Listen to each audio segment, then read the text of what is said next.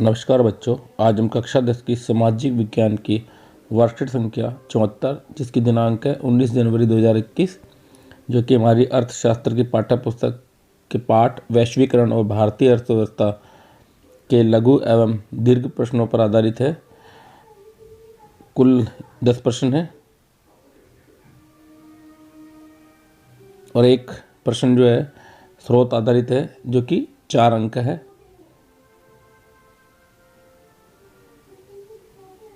इसमें एक अनुच्छेद दिया गया है और उसमें 4 प्रश्न होंगे, एक एक अंक वाले।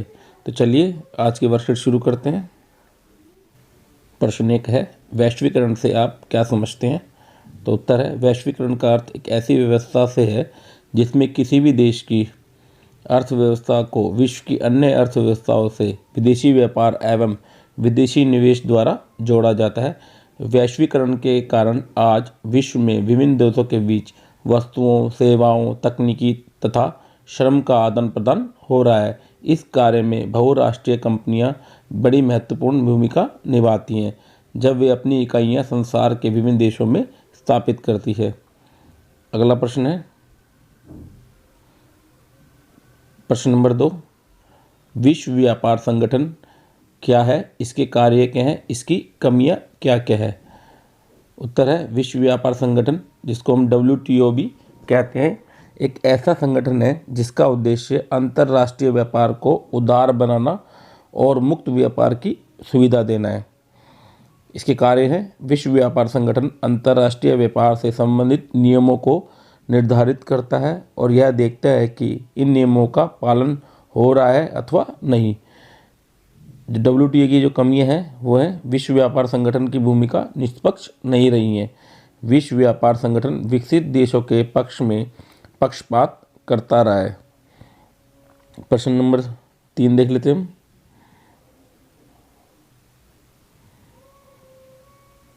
बहुराष्ट्रीय कंपनियां क्या होती हैं?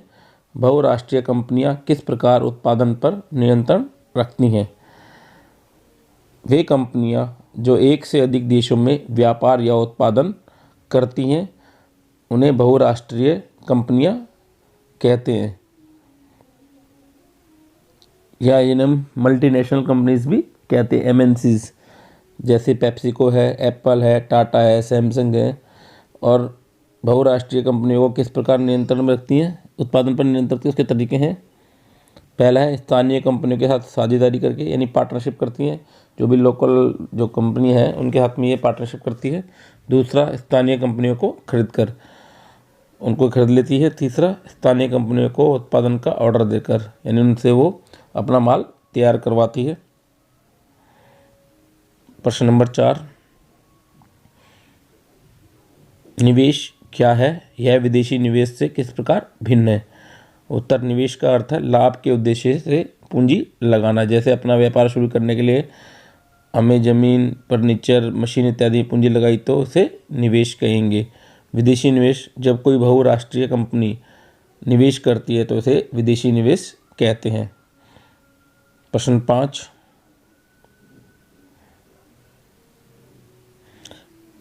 व्यापार व निवेश पर कई देश व्यापार अवरोधक क्यों लगाते हैं? उत्तर है, व्यापार को नियंत्रित करने के लिए। दूसरा, स्थानीय व्यापार तथा कंपनियों के संरक्षण के लिए। तीसरा, देश के संतुलित विकास के लिए। चौथा, स्थानीय उद्योगों के विकास के लिए। प्रश्न नंबर 6 है, उत्पादकों में होने वाली प्रतिस्पर्धा किस प्रकार उपभोक्ता को फायदा प्रदान करती है? किन्हीं 5 का वर्णन कीजिए।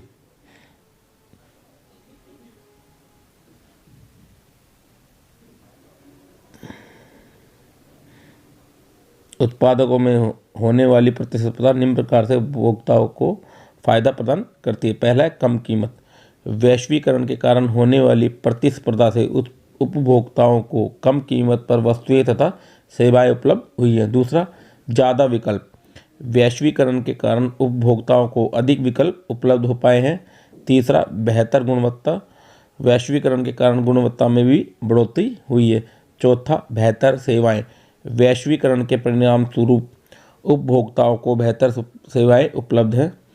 पाँचवा है रोजगार में वृद्धि। वैश्वीकरण के कारण परिणाम स्वरूप अनेक विदेशी कंपनियों ने हमारे देश में निवेश किया, जिससे रोजगार के अवसर में बढ़ोतरी हुई है। प्रश्न नंबर 7 देख लेते हैं। वैश्वीकरण की प्रक्रिया में सहायक घटकों का वर्णन कीजिए। उत्तर है, वैश्वीकरण में सहायक घटक हैं। पहला है बहुराष्ट्रीय कंपनियां MNCs, दूसरा तकनीकी विकास, तीसरा संचार के साधनों का विकास, चौथा परिवहन के साधनों का विकास, पांचवा है उदारीकरण। प्रश्न नंबर 8, उदारीकरण की प्रक्रिया को भारत ने किस प्रकार अपनाया। तो उसका पहला पॉइंट है, भारत सरकार ने आज़ादी के बाद देश के भीतर उत्पाद को विदेशी व्यापार और विदेशी निवेश में व्यापार अवरोध लगाए थे। दूसरा पॉइंट है, 1991 के आसपास सरकार ने निर्णय लिया कि भारतीय उत्पादकों के लिए दुनिया भर के उत्पादकों के साथ प्रतिस्पर्धा करने का समय आ गया है। तीसरा, वस्तु को अब आसानी से आयात और निर्यात किया जा सकता था और विदेशी कंपनियां यहां अपने कारखाने और कार्यालय स्थापित कर सकती है। चौथा है, व्यवसायियों को अब स्वतंत्र रूप से निर्णय लेने की अनुमति दे दी गई है कि वे क्या आयात या निर्यात करना चाहते हैं। प्रश्न नंबर 9, उदारीकरण क्या है। भारतीय अर्थव्यवस्था पर उदारीकरण के किन्हीं 5 प्रभावों का वर्णन कीजिए। उत्तर है, उदारीकरण सरकार द्वारा अवरोध और प्रतिबंधों को हटाने की प्रक्रिया को उदारीकरण कहते हैं। उदारीकरण के 5 प्रभाव हैं। पहला है, इससे कृषि का विकास हुआ। दूसरा, उद्योगों का विकास हुआ। तीसरा, देश में रोजगार के अवसरों में बढ़ोतरी हुई। चौथा, उपभोक्ताओं को कम कीमत तथा बेहतर विकल्पों के कारण लाभ हुए। पांचवा, देश की बहुत सी कंपनियों को विदेशों में व्यापार बढ़ाने में सहायता मिली। प्रश्न नंबर 10, वैश्वीकरण की प्रक्रिया को प्रोत्साहित करने में प्रौद्योगिकी की भूमिका समझाइए। उत्तर है, पहला बिंदु है, तकनीकी विकास के कारण बाजार आपस में जुड़ गए। दूसरा, तकनीकी विकास के कारण दूर स्थित भागों के बीच भी व्यापार संभव हो पाया। तीसरा, इससे व्यापार प्रबंधन करना अधिक सरल हुआ। चौथा, इससे व्यापार के प्रचार प्रसार में भी सहायता मिली। अब हम स्रोत आधारित प्रश्न को देख लेते हैं, जो कि 4 अंक है। इसमें एक अनुच्छेद दिया गया जिसको पढ़कर हमें उसके प्रश्नों के उत्तर देने हैं। वैश्वीकरण विभिन्न देशों के बीच तीव्र एकीकरण की प्रक्रिया है। यह अधिकाधिक विदेशी निवेश और विदेश व्यापार के द्वारा संभव हो रहा है। बहुराष्ट्रीय कंपनियां वैश्वीकरण की प्रक्रिया में मुख्य भूमिका निभा रही हैं। अधिक से अधिक बहुराष्ट्रीय कंपनियां विश्व के उन स्थानों को खोज रही हैं जो उनके उत्पादन के लिए ज़्यादा सस्ते हों। परिणामतः उत्पादन कार्य जटिल ढंग से संगठित किया जा रहा है। देशों के बीच उत्पादन को संगठित करने में प्रौद्योगिकी, विशेषकर सूचना प्रौद्योगिकी ने एक बड़ी भूमिका निभाई है। साथ ही व्यापार और निवेश के उदारीकरण ने व्यापार और निवेश अवरोधों को हटाकर वैश्वीकरण को सुगम बनाया है। अंतर्राष्ट्रीय स्तर पर विश्व व्यापार संगठन ने व्यापार और निवेश के उदारीकरण के लिए विकासशील देशों पर दबाव डाला, जबकि वैश्वीकरण से धनी उपभोक्ता और कुशल, शिक्षित एवं धनी उत्पादक ही लाभान्वित हुए हैं, परंतु बढ़ती प्रतिस्पर्धा से अनेक छोटे उत्पादक और श्रमिक प्रभावित हुए हैं। न्याय संगत वैश्वीकरण सभी के लिए अवसरों का सृजन करेगा और यह भी सुनिश्चित करेगा कि वैश्वीकरण के लाभों में सभी को बेहतर हिस्सेदारी हो। जिसका पहला प्रश्न है, वैश्वीकरण को अपने शब्दों में परिभाषित कीजिए। दूसरा है, वैश्वीकरण की प्रक्रिया में बहुराष्ट्रीय कंपनियों की भूमिका का वर्णन कीजिए। तीसरा है, प्रौद्योगिकी ने वैश्वीकरण में किस प्रकार सहायता प्रदान की। चौथा है, न्याय संगत वैश्वीकरण के लिए कुछ उपाय सुझाइए। इसको उत्तर देख लेते हैं। वैश्वीकरण को अपने शब्दों में परिभाषित कीजिए। इसका उत्तर है, विश्व के एकीकरण की प्रक्रिया को वैश्वीकरण कहते हैं। वैश्वीकरण के कारण सभी देशों के बाजार आपस में जुड़ गए। प्रश्न 2 है, वैश्वीकरण की प्रक्रिया में बहुराष्ट्रीय कंपनियों की भूमिका का वर्णन कीजिए।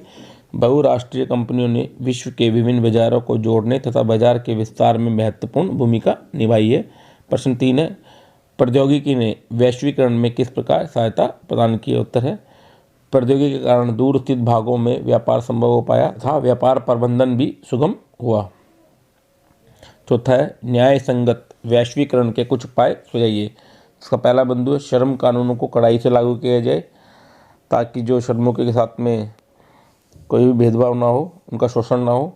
दूसरा है छोटे उद्योगों को संरक्षण प्रदान किया।